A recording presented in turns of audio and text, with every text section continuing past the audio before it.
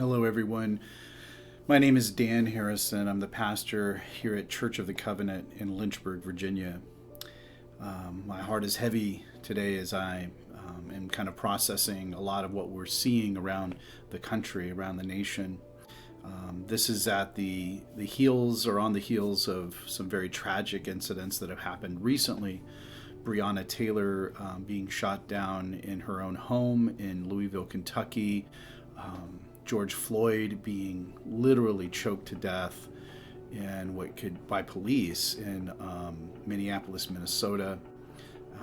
Thinking of Ahmaud Arbery being run down and killed, all by white police officers or former police officers, people who are seen as protectors.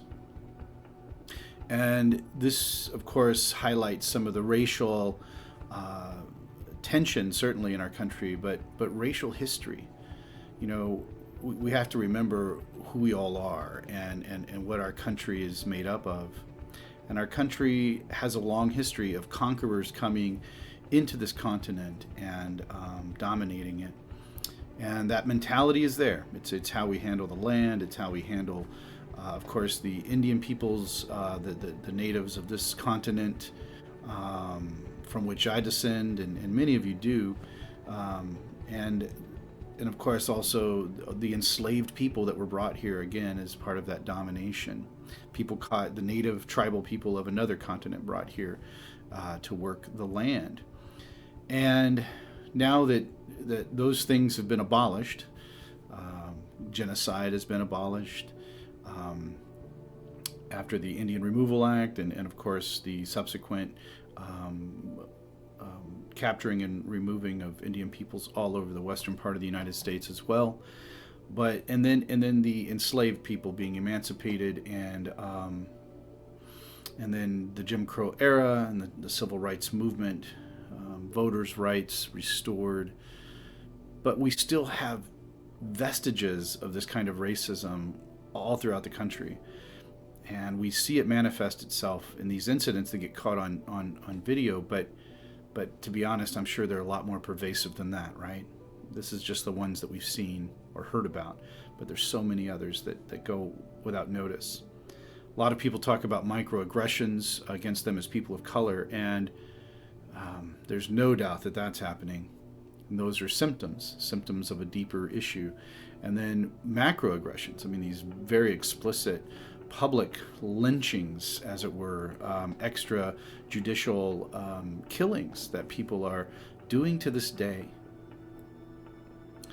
You know, being in Montgomery just a little over a year ago, and with some of other ministers, people of color, and walking through the lynching museum there, I was taken aback at how pervasive that kind of killing was and how normalized it was for so long. And then but seeing these things unfolding all over the country only reminds us that it's still somewhat normalized.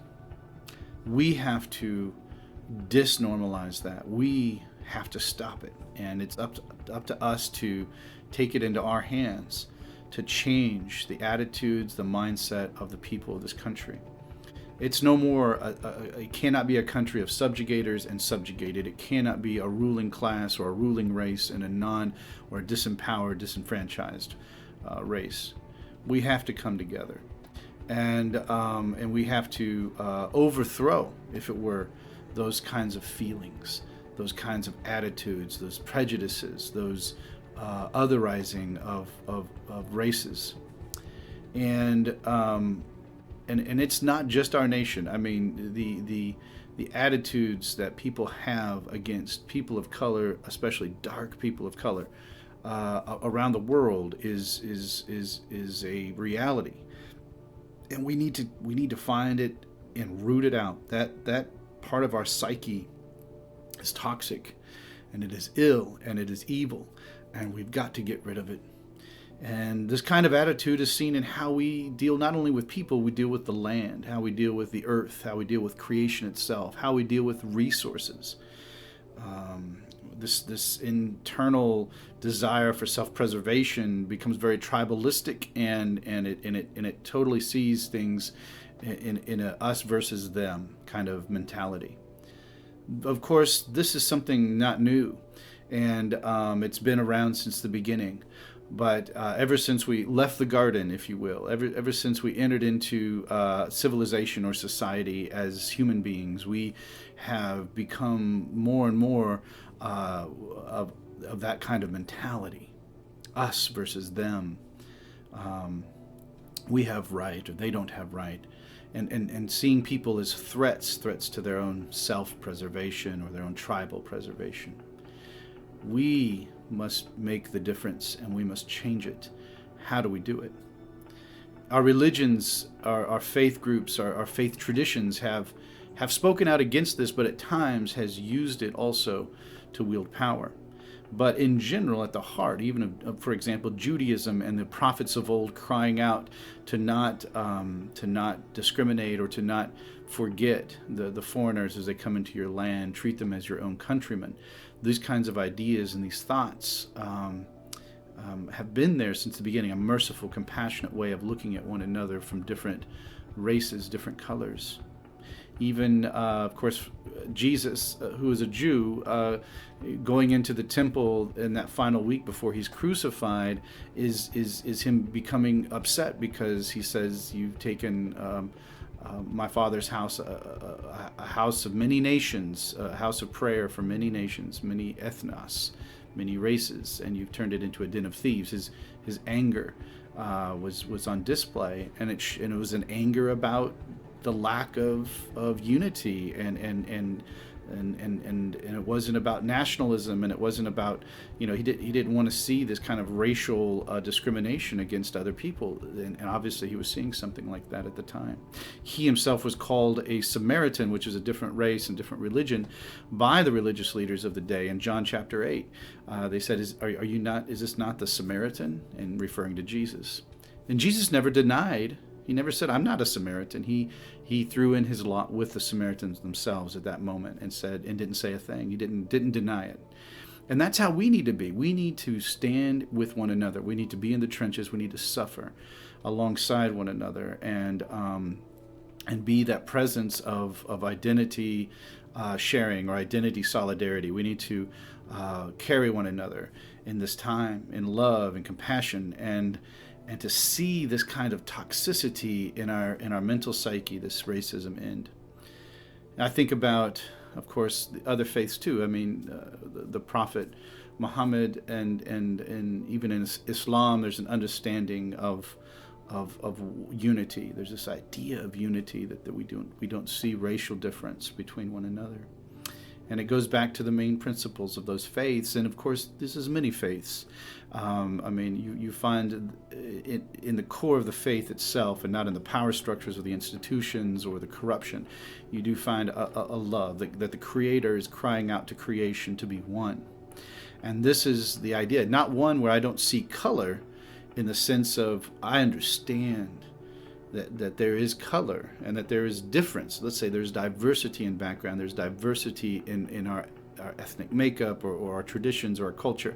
There's a massive respect for it, not a blindness to it or somehow risen above it in the sense of I don't recognize the things that you're from. We all come from different groups, and believe me, the complexities of our racial understanding or makeup can get very, very deep, and that's when we need to reach out in love for one another and affirm one another. It is time to change. And as a leader of a spiritual community here in Lynchburg, Virginia, I know that our church community, our community here, we believe that we must stand with one another. And there is no doubt about that. And we want to stand with those who are hurting right now, and we want to call out and name the things that are tearing not only this country and our society in general apart. We want to name it. We also want to do more than name it. We want to be a part of its removal. And so as our community is grappling with these ideas of how we can stand with those who are suffering, with those who are being persecuted, how we can throw our lot in with you, our brothers and sisters and our non-binary siblings of color, how we can be a part of not only sharing in your experience, affirming your experience, but defending your right to have those experiences and provide justice and protection and love, and how we can do that. If we truly are people of faith, people of care, people of principle, then we must take the first steps to find ways to do that. And that's standing with those who are hurting. And that's trying to understand better how we can help move that process along. It's not being silent.